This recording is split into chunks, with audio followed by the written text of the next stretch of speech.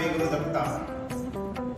ప్రియ భగవద్బంధువులారా, ఆధ్యాత్మిక రంగంలో పోలలాడుతున్నటువంటి హైందవ హిందూ సనాతన ధర్మాన్ని సంరక్షిస్తున్నటువంటి భగవద్బంధువులందరికీ కూడా శ్రావణ మాసంలో వచ్చినటువంటి వరలక్ష్మీదేవి అనుగ్రహం లభించేటువంటి శుభదినము, సుదినము, ఆనందకరమైనటువంటి రోజు.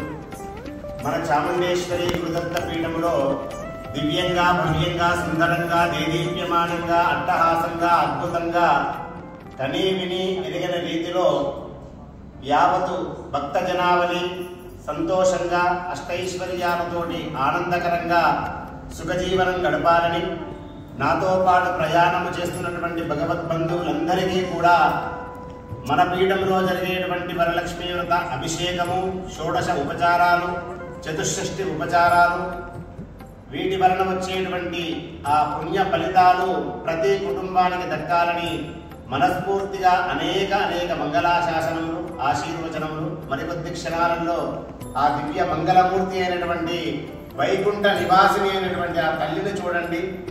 ఉదయం నుంచే బ్రాహ్మీ ముహూర్తములో అమ్మవారికి ఇష్టమైనటువంటి ముద్రలు, అలాగే శాక్తేయపూర్వకంగా అమ్మవారికి మంగళ స్నానం చేయడానికి ఆ మహామంగళమూర్తి అలంకరించుకొని రెడీ ఉంది. దివ్య పరిమళమైనటువంటి సుగంధ ద్రవ్యాలు, చక్కగా మంగళకరమైనటువంటి పసుపు కుంకుమ అలంకరించుకొని మరి మంగళ స్నానానికి రెడీ అయినటువంటి ఆ వైకుంఠ నివాసిని ఆ మహాలక్ష్మి తల్లి వరలక్ష్మి రూపంలో ప్రతి కుటుంబానికి ఆ తల్లి దీవెనలు లభించాలని జై గురుదత్త.